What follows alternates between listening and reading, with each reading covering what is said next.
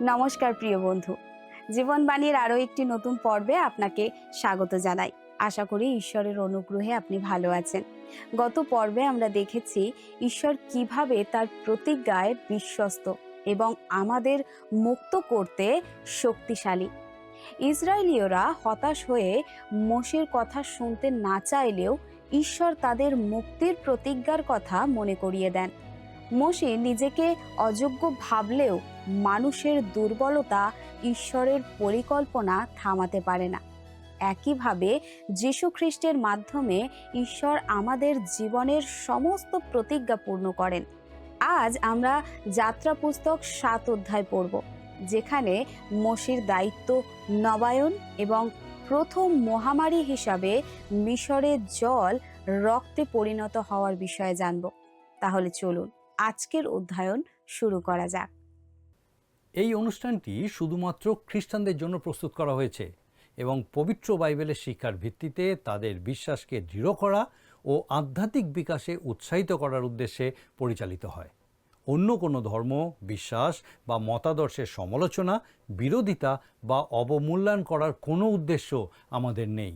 আমরা সকল ধর্ম ও সম্প্রদায়কে গভীরভাবে সম্মান করি এবং এই অনুষ্ঠানের কোনো বিষয়বস্তু কারোর অনুভূতি, বিশ্বাস বা ধর্মীয় ভাবাবেগে আঘাত, অপমান বা অসম্মান করার উদ্দেশ্যে উপস্থাপন করা হয়নি।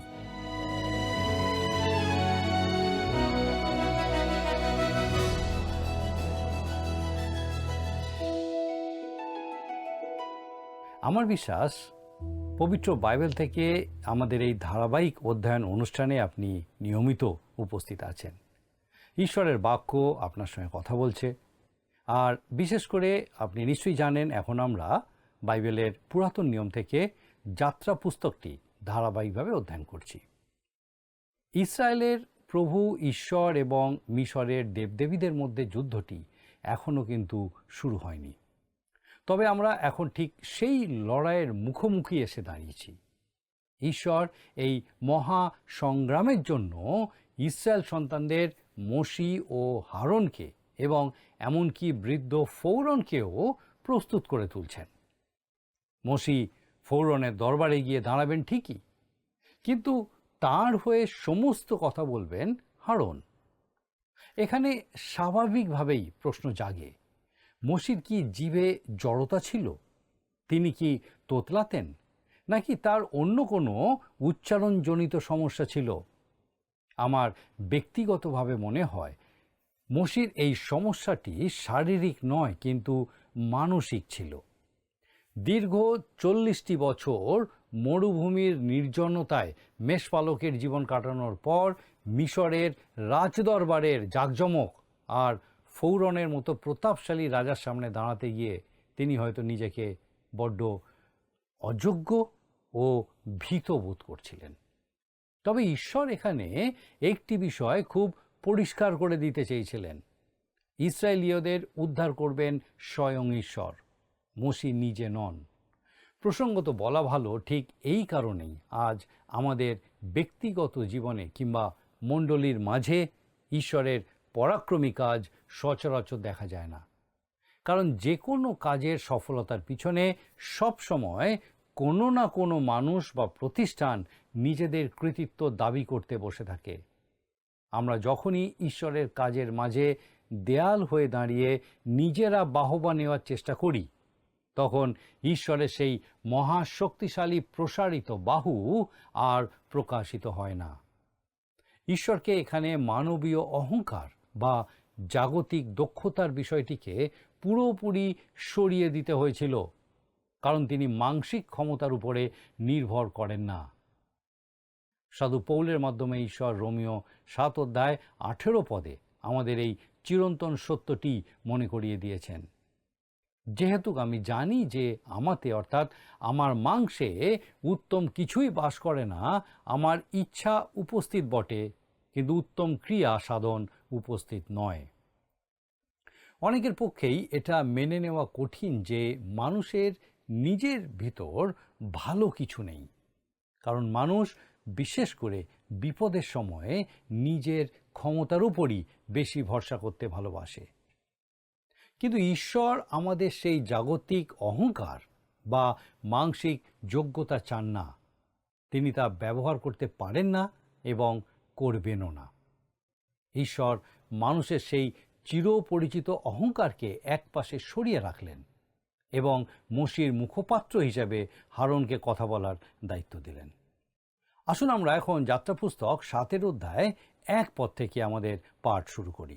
আমরা দেখব, লেখা আছে, তখন সদাপ্রভু মোশিকে কহিলেন, দেখো, আমি ফৌরনের কাছে তোমাকে ঈশ্বরস্বরূপ করিয়া নিযুক্ত করিলাম, আর তোমার ভ্রাতা হারন তোমার ভাববাদী হইবে। ভাববাদীর এর থেকে সুন্দর সংজ্ঞা আর হয় না। সাধু মোশি ফৌরনের কাছে ঈশ্বরের মতো হবেন, আর হারন হবেন মোশির মুখপত্র। তাই হারন এখানে ভাববাদীর ভূমিকা পালন করবেন। একজন ভাববাদী হলেন তিনি, যিনি ঈশ্বরের পক্ষে কথা বলেন এবং মানুষের কাছে ঈশ্বরের বার্তা পৌঁছে দেন। ভাববাদী এবং যাজকের কাজ কিন্তু সম্পূর্ণ বিপরীত। ভাববাদী ঈশ্বরের কাছ থেকে বার্তা নিয়ে মানুষের কাছে যান। তিনি মানুষের কাছে ঈশ্বরের প্রতিনিধিত্ব করেন। যাজক মানুষের পক্ষ হয়ে ঈশ্বরের সামনে দাঁড়ান। যাজকের কাজ ঈশ্বরের পক্ষে কথা বলা নয়, আর ভাববাদীর কাজ ঈশ্বরের কাছে মানুষের প্রতিনিধিত্ব করা নয়। ভাববাদী কেবল ঈশ্বরের প্রতিনিধিত্ব করেন। ঠিক তেমনি হারন মানুষের সামনে মোশির প্রতিনিধিত্ব করবেন, আর মোশি মানুষ ও ফৌরন উভয়ের সামনে স্বয়ং ঈশ্বরের প্রতিনিধিত্ব করবেন। আসুন এরপরে আমরা যাত্রা পুস্তক 7 অধ্যায় 2 আর 3 পদ পাঠ করি। আমি তোমাকে যাহা যাহা আদেশ করি সে সকলই তুমি বলিবে, এবং তোমার ভ্রাতা হারন ফৌরনকে তাহা বলিবে, যেন সে ইস্রায়েল সন্তানদিগকে আপন দেশ হইতে ছাড়িয়া দেয়। কিন্তু আমি ফৌরনের হৃদয় কঠিন করিব, এবং মিশর দেশে আমি বহু সংখ্যক চিহ্ন ও অদ্ভুত লক্ষণ দেখাইব। ফৌরনের হৃদয় কঠিন করার আসল অর্থ কী? ঈশ্বর কি সত্যি ফৌরনের হৃদয় কঠিন করেছিলেন? হ্যাঁ, করেছিলেন, তবে তা অন্যভাবে। ফৌরন যদি খুব দয়ালু, নরম মনের মানুষ হতেন, যিনি ঈশ্বরের দিকে ফিরতে চান এবং ইসরায়েলীয়দের ভালোবেসে মুক্ত করে দিতে রাজি, তাহলে এমন একজন চমৎকার রাজার হৃদয়কে জোর করে কঠিন করা ঈশ্বরের পক্ষে সত্যি অন্যায় হতো। আপনি যদি বাইবেলের এই অংশটিকে এইভাবে পড়ে থাকেন, তবে ভুল পড়ছেন। এখানে কঠিন করা একটি রূপক শব্দ। এর মূল অর্থ হলো মোচড়ানো, যেমনটা আমরা কোনো দড়ি বা কাপড় নিংড়ানোর সময় করি। এর মানে হলো ঈশ্বর ফৌরনের হৃদয়কে চেপে ধরেছিলেন, যাতে তার ভেতরের আসলে কি আছে তা নিংড়ে বাইরে বেরিয়ে আসে। ফৌরন মনে মনে আসলে যা করতে চাইছিলেন, ঈশ্বর পরিস্থিতি এমন করলেন যে সে সেটাই সবার সামনে করতে বাধ্য হলো। ফৌরন ছিলেন আজকের যুগের কিছু মানুষের মতো, যারা মুখে এক বলেন আর মনে অন্য কিছু রাখেন। ভেতরে একরকম অনুভব করলেও বাইরে অন্য রকম ভাষণ দেন। ফৌরন মনে মনে কোনোভাবেই ইসরায়েলীয়দের ছেড়ে দিতে চাননি, অথচ বাইরে নিজেকে একজন পরম দয়ালু ও প্রজাবৎসল শাসক রূপে দেখাতে ভালোবাসতেন। তিনি চেয়েছিলেন সবাই ভাবুক তিনি খুব উদার, কিন্তু ইসরায়েলের মুক্তির প্রশ্নে তিনি ছিলেন পাথরের মতো শক্ত। ঈশ্বর মূলত ফৌরনকে কাঠগড়ায় দাঁড় করালেন এবং তার মনের সেই আসল রূপটি সবার সামনে এনে হাজির করলেন। আমাদের সমাজে এমন কিছু মানুষ আছেন যারা মুখে রাজি হলেও আইনের চাপ বা আদালতের সমন না পাওয়া পর্যন্ত চুক্তি অনুযায়ী কাজ করতে চান না। একবার এক ঠিকাদার, কন্ট্রাক্টর বলছিলেন যে চুক্তি রক্ষা করার জন্য এক ব্যক্তিকে তাকে আদালতে টেনে নিয়ে যেতে হয়েছিল। আইনের হাত তাড়া না করা পর্যন্ত সেই লোক তার দায়িত্ব পালনে এড়িয়ে যাচ্ছিল। ঈশ্বর এখানে ফৌরনের সাথে ঠিক সেই আচরণই করছেন। ঈশ্বর তাকে আদালতের কাঠগড়ায় দাঁড় করিয়ে বলছেন, তোমার হৃদয়ে আসলে কি আছে তা আজ তোমাকে দেখাতেই হবে। তুমি মুখে এক কথা বলবে আর কাজে অন্যটা করবে, তা আর চলবে না। এই নির্দিষ্ট বিষয়ে ঈশ্বর রাজাকে নিজের আসল চরিত্র প্রকাশ করতে বাধ্য করলেন। প্রসঙ্গক্রমে বলা ভালো, ঈশ্বর কিন্তু প্রতিটি মানুষের সাথেই ঠিক এই কাজটি করবেন। যখন একদিন আমাদের সবাইকে তার সামনে গিয়ে দাঁড়াতে হবে, সেদিন আপনার আমার আসল রূপটি প্রকাশ পাবে। কোনো ছদ্মবেশ, মেকআপ বা লুকোছাপা সেদিন আর টিকবে না। আমাদের অনেকের জন্যই এই বিষয়টা বেশ ভীতিপ্রদ, তাই না? আসুন এখন যাত্রা পুস্তক 7 অধ্যায়ে আমরা 4 আর 5 পদটা পাঠ করি। তথাপি ফৌরন তোমাদের কথায় মনোযোগ করিবে না, আর আমি মিশরে হস্তার্পণ করিয়া মহাশাসন দ্বারা মিশর দেশ হইতে আপন সৈন্য সামন্তকে, আপন প্রজা ইসরায়েল সন্তানগণকে বাহির করিব। আমি মিশরের উপরে আপন হস্ত বিস্তার করিয়া মিস্রীয়দের মধ্য হইতে ইসরায়েল সন্তানগণকে বাহির করিয়া আনিলে উহারা জানিবে আমি সদাপ্রভু। অন্য কথায়, ফৌরন আসলে কেমন মানুষ তা সবার সামনে পরিষ্কার হয়ে যাবে, আর ইসরায়েলের প্রভু ঈশ্বর আসলে কে তাও পুরোপুরি প্রকাশিত হবে। মিশরীয়রা ঈশ্বরের পরাক্রম স্বচক্ষে জানতে পারবে, ইসরায়েলীয়দের বিশ্বাস আরও দৃঢ় হবে, আর মোশি ও হারনের দাবি যে সত্য ছিল সেটাও প্রমাণিত হবে। আসুন এরপরে আমরা 6 আর 7 পদ পাঠ করি।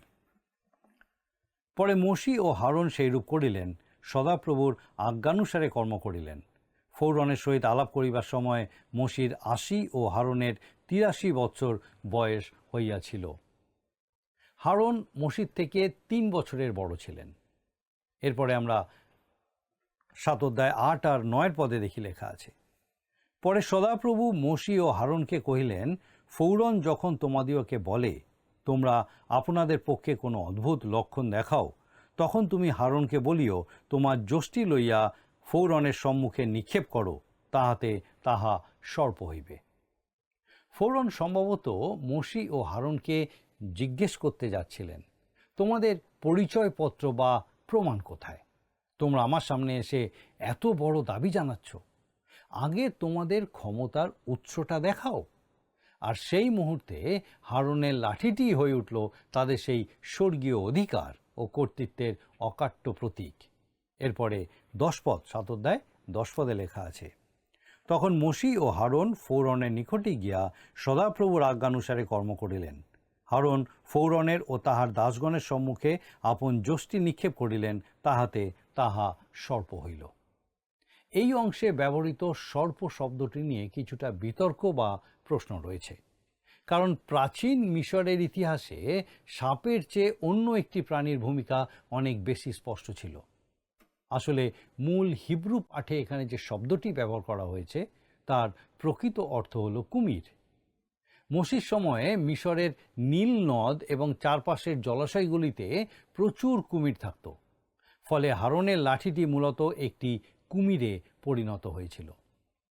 আমরা যখন মিশরের উপরে নেমে আসা মহামারীগুলো নিয়ে বিস্তারিত আলোচনা করব, তখন দেখতে পাবো যে ঈশ্বর আসলে মিশরের সমগ্র প্রাণীকুলকে ধরে ধরে আঘাত করেছিলেন।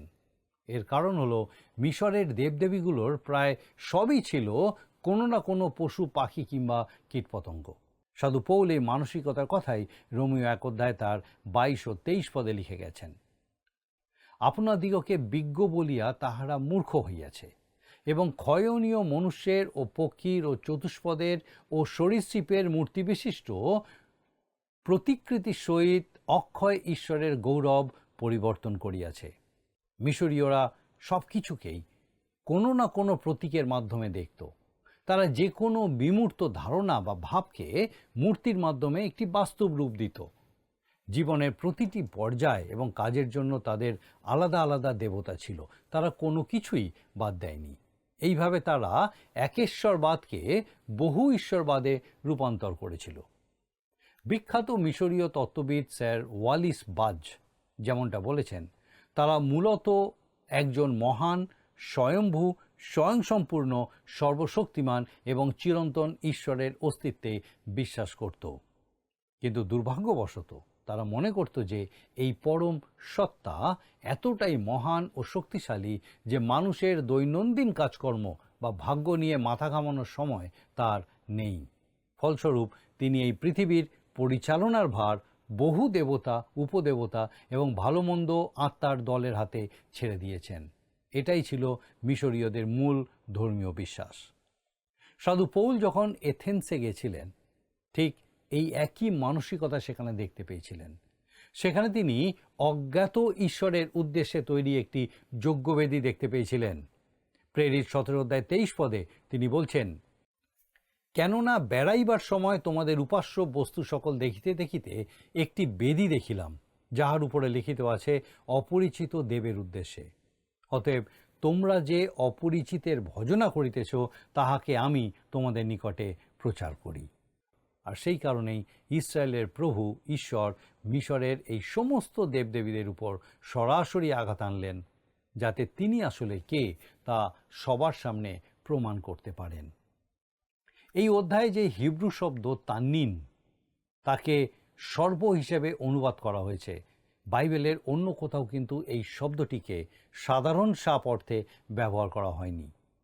যিশাইয় এবং জিস্কেল ভাবাদী পুস্তকে এই শব্দটির অনুবাদ করা হয়েছে ড্রাগন বা জলদানব হিসাবে।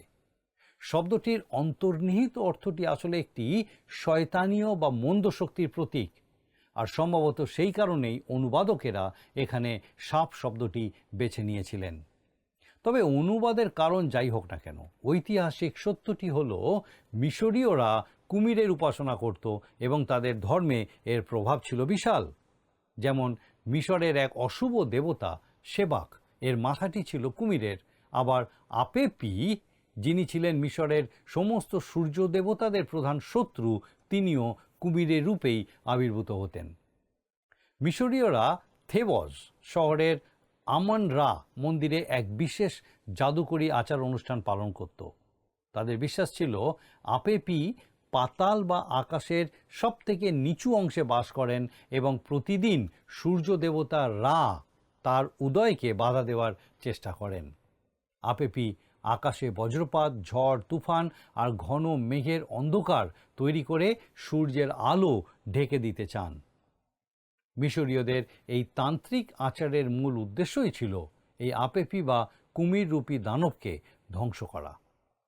মিশরের এই অত্যন্ত গুরুত্বপূর্ণ উপাসনা ও বিশ্বাসের উপরেই ঈশ্বর প্রথম মোক্ষম আঘাতটি হানলেন, যখন ফৌরন চোখের সামনে হারনের সাধারণ লাঠিটি একটি জ্যান্ত কুমিরে পরিণত হলো। এরপরে আমরা দেখি লেখা আছে 7:11 তখন ফৌরনও বিদ্বানদিগকে ও গুণীগণকে ডাকিলেন, তাহাতে তাহারা অর্থাৎ মিশ্রীয় মন্ত্রবেত্তারাও আপনাদের মায়া বলে সেই রূপ করিল। মিশরের জাদুকরেরাও হারনের লাঠির এই অলৌকিক ঘটনাটির পুনরাবৃত্তি করেছিল। অবশ্য পুনরাবৃত্তি না বলে এটিকে এক ধরনের নকল বা অনুকরণ বলাটাই বোধহয় বেশি ভালো হবে। তারা যেভাবেই বা যাই করে থাকুক না কেন, তারা কিন্তু বেশ চমৎকার একটা ভেলকি দেখিয়েছিল। তবে এই বিষয়ে সাধু পৌল 2 তিমথিয় 3:8 একটা গুরুত্বপূর্ণ কথা বলেছেন। আর জান্নি ও জাম্বরি যেমন মোশির প্রতিরোধ করিয়াছিল, তদ্রূপ ইহারা সত্যের প্রতিরোধ করিতেছে। এই লোকেরা নষ্ট বিবেক, বিশ্বাস সম্বন্ধে অপ্রামাণিক। এই জাদুকরেরা আসলে অলৌকিক ক্ষমতার আড়ালে একমাত্র জীবন্ত ও সত্য ঈশ্বরেরই প্রতিরোধ বা বিরোধিতা করছিল।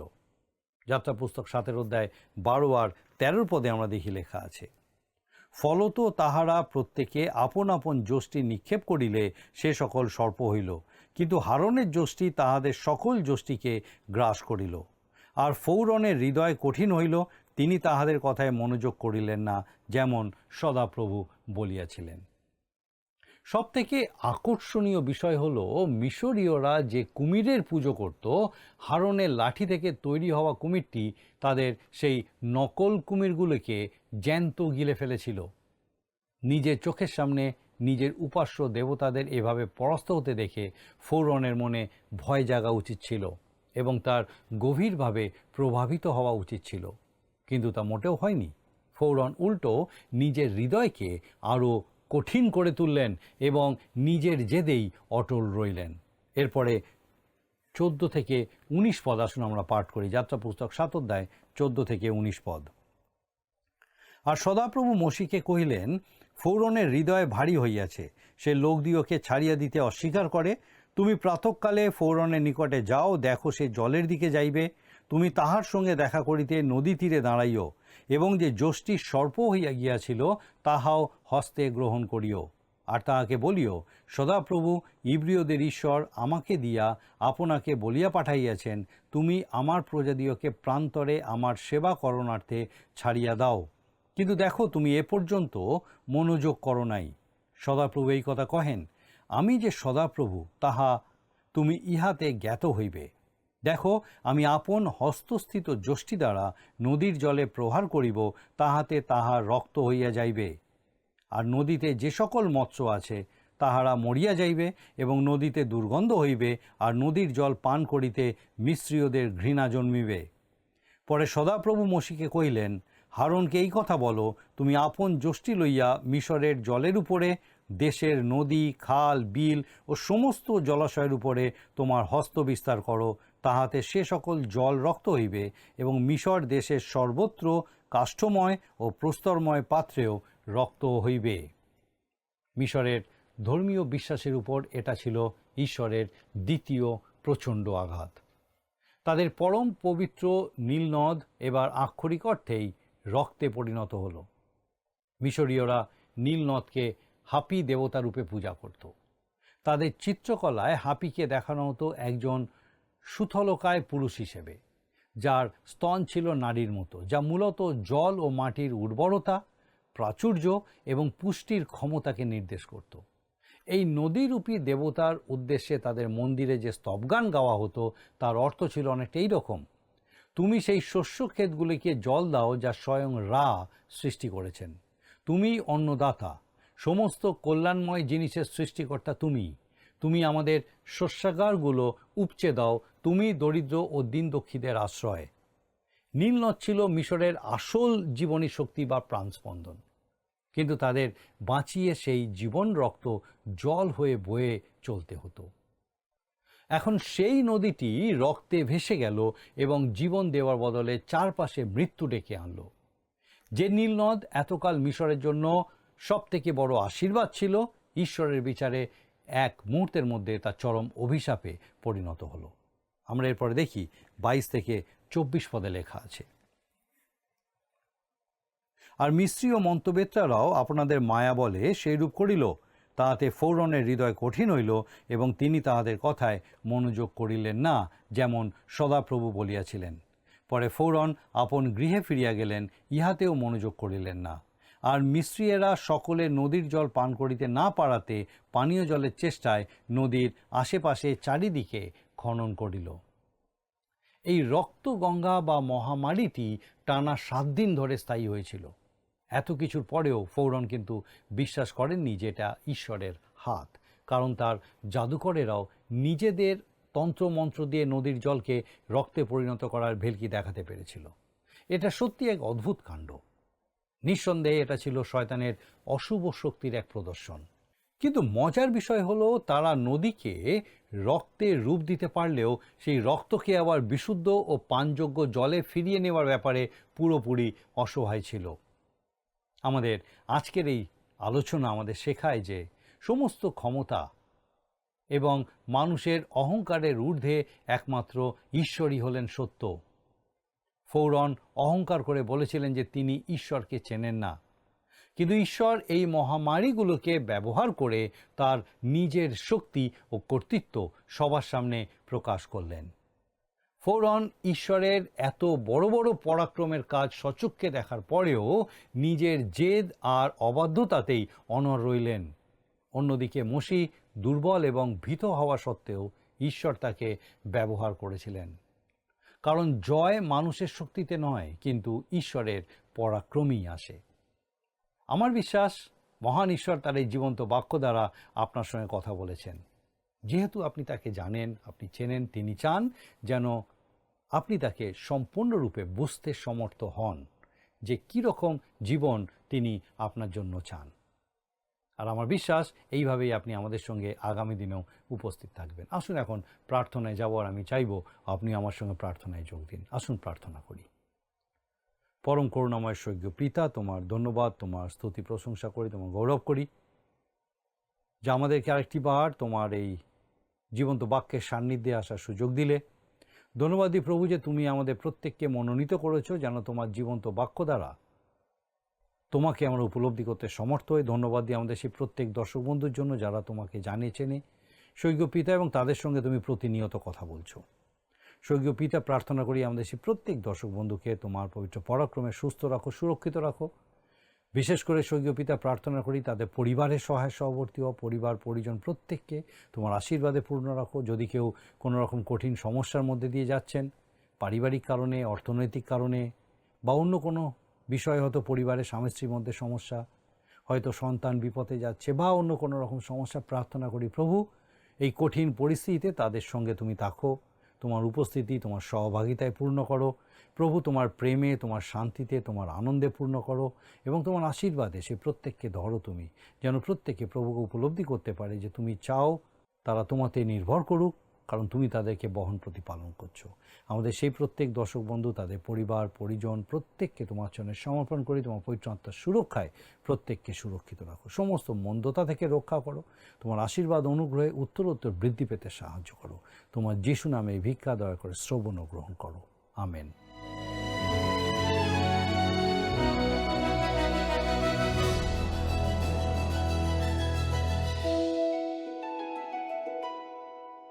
প্রিয় বন্ধু, আশা করি আজকের পর্বটি আপনার ভালো লেগেছে। আজ আমরা দেখেছি সমস্ত শক্তি ও মানুষের অহংকারের উপর ঈশ্বরের সার্বভৌমত্ব। নীল নদের জলকে রক্তে পরিণত করে তিনি দেখিয়েছেন যে মিশরের কোনো নির্ভরযোগ্য জিনিসই তার বিচারের সামনে টিকতে পারে না। সত্য অনুতাপ ছাড়া অলৌকিক চিহ্ন মানুষের কঠিন হৃদয়কে নরম করতে পারে না। ফৌরন অবাধ্যতায় অনড় থাকলেও দুর্বল মোশি ঈশ্বরের শক্তিতে জয়ী হয়েছিলেন। এইভাবেই আমাদেরও নিজেদের উপর নয়, বরং ঈশ্বরের উপর বিশ্বাস রাখা উচিত, কারণ তিনি সমস্ত মন্দের চেয়ে মহান। আগামী পর্বে আমরা 8 অধ্যায় পড়ব, যেখানে ব্যাং, পিশু এবং দংশক দ্বারা মহামারীর বিষয়ে জানব। সেই পর্যন্ত আশীর্বাদিত থাকুন, প্রার্থনা করুন। নমস্কার। প্রিয় বন্ধু, আসুন আমরা আজকের প্রশ্ন উত্তরে আসি। গত সপ্তাহে প্রশ্নের উত্তর হল অপশন ডি, অমরম এবং যোকেবদ। আজকের প্রশ্ন, মিশরের উপর ঈশ্বরের প্রথম আঘাত কি ছিল? অপশন এ, লাঠি সাপ হয়ে যাওয়া। অপশন বি, নীল নদের জল রক্ত হয়ে যাওয়া। অপশন সি, প্রথমজাত সন্তানের মৃত্যু। অপশন ডি, পঙ্গপালের আক্রমণ।